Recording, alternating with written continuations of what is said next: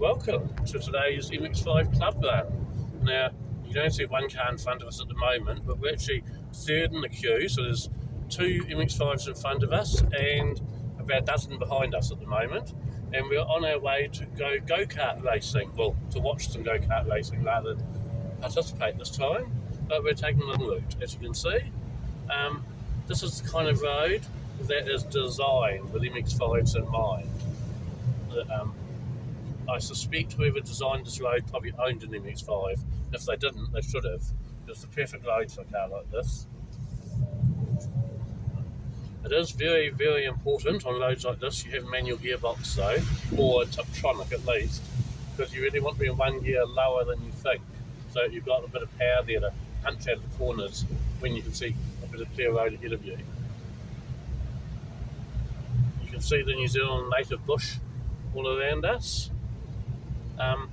One of the things I really, really love about New Zealand is you never ever have to go very far off the beaten track to get into some real native bush and things. And it really feels like going back to nature, and it makes me feel really close to God whenever I get into areas like this where I'm not the kind of person who likes to go for bushwalks and things, long hikes, but when I get out on a push bike or on a mountain bike or in a sports car or something and amongst all the native bush like this, just off the beaten track a bit, it makes me feel really close to God, to seeing his incredible design and things. That I suppose to some degree mankind is ruined with concrete and steel and things, but I do enjoy the fact that in New Zealand we can get back to this so easily. We don't have to go very far at all. We're less than half an hour from home right now, so we are. You really don't have to go very far at all. In fact, we're actually heading back towards our house at the moment. We're not going there.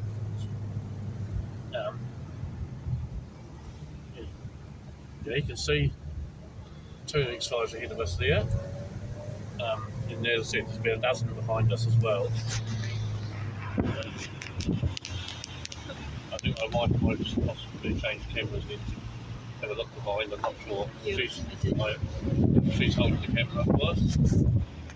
Now, it's definitely top-down weather today, although it's not overly warm, but we've got the heater on, so we're absolutely fine in the car. It's spring still here in New Zealand.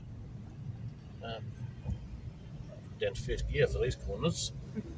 And this road, believe it or not, is two-way, so we're watching out for cars coming the other way. We've already had one car coming the other way that we had to pull over for.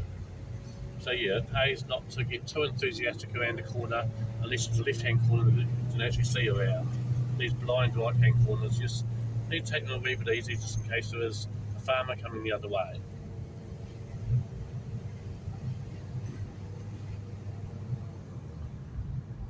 There's been a slip here recently, you can tell. All the stones on the road from it's been cleaned up. In New Zealand, slips on roads like this aren't uncommon at all. And often they won't even wait for the council to come and clean it up when the local farmers will come out and clean it up, because it will take forever for the council to get around to doing it.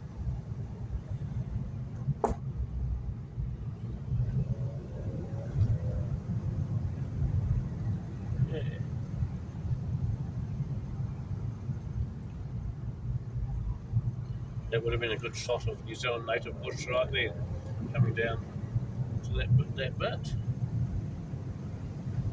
And if we get down into where there's some more farmland, you'll see what I mean about what I've always said about in Farming Simulator. The English and the Irish farms maps could very, very easily pass the New Zealand maps if you take out the hedges and put in fencing instead. The buildings aren't quite right because they'll often have stone buildings on the English and Irish maps. And in New Zealand, the buildings will either be made of wood or they'll be made out of corrugated iron. But just the lay of the land and the way the farms are set out and things, it's got a very Kiwi New Zealand feel to them, and which is probably why I enjoy playing those sorts of maps so much.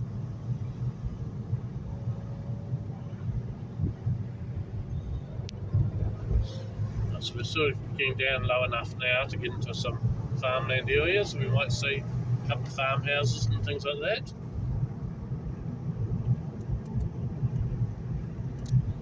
35. We'll slow down for this one.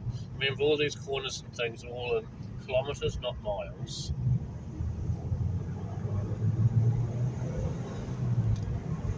And that's why you need to be at least 1 year lower than you'd normally expect to be in on these roads, just so you can punch it out of the corners when you see a bit of clear road and you know nothing's coming.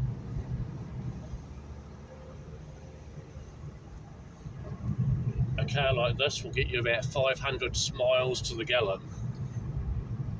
Probably not that many miles to the gallon, but you'll get 500 miles to the gallon for sure. There's a farmhouse there.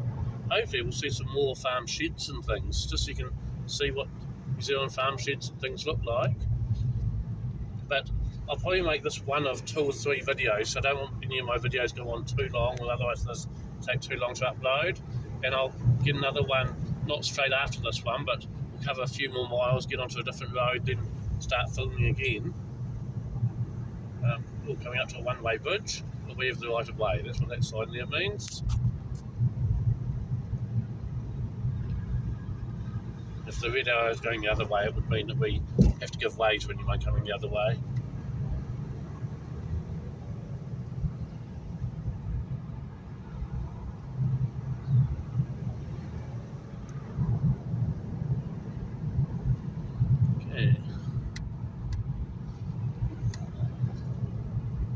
Okay, I might call this video a stop now, but as I said, I will do at least one more video today, so don't panic.